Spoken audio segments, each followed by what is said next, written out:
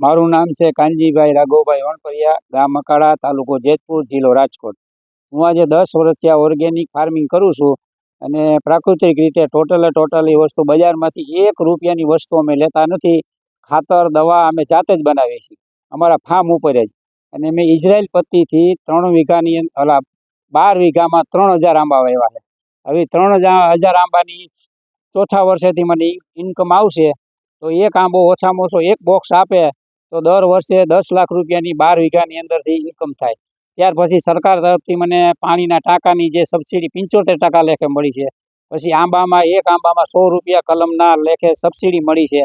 અને ટોટલી મારું મેઇન પાક છે હળદરનો।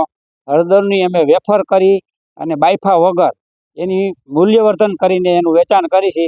મારું ટોટલી વેચાણ અમદાવાદ, બરોડા, સુરત, રાજકોટ, બોમ્બે એવી રીતે વેચાણ થઈ જાય છે।